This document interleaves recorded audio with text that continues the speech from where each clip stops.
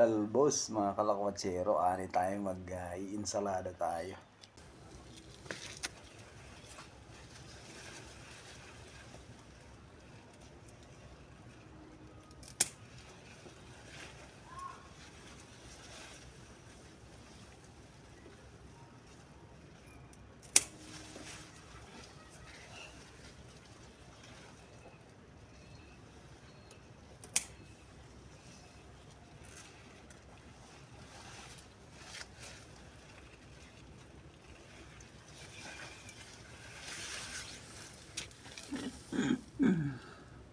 Yan, nani tayo mga kalakwatsero.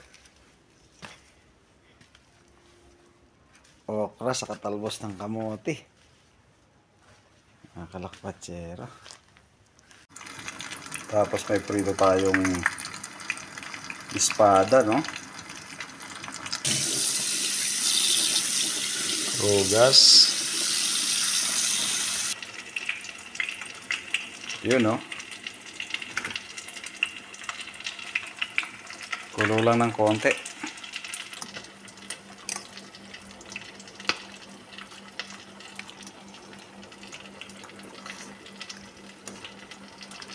Hindi nito kailangan ng lutong-luto.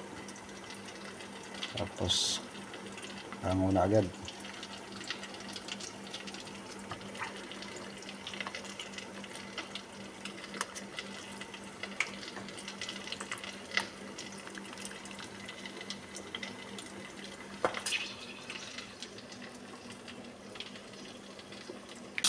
Lagyan natin ng malamig na tubig para matigil yung cook yung process niya.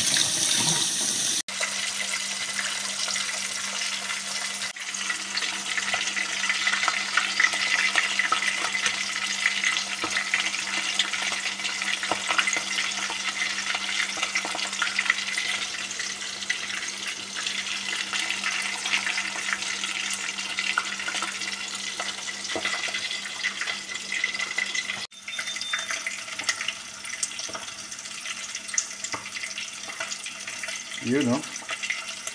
A few moments later.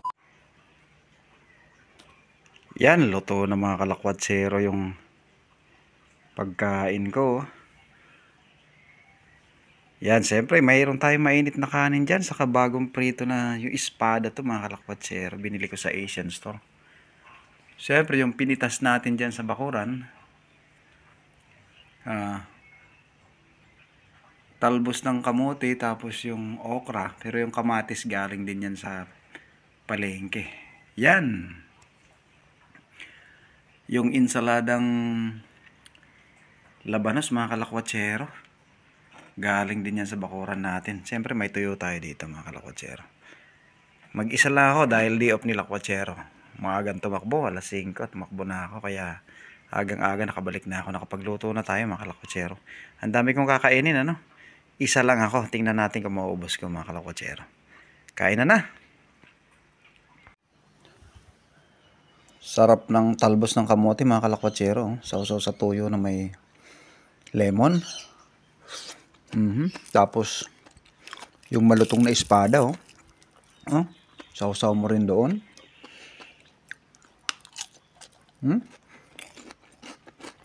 Sarap. Tapos meron kang ensalada rin.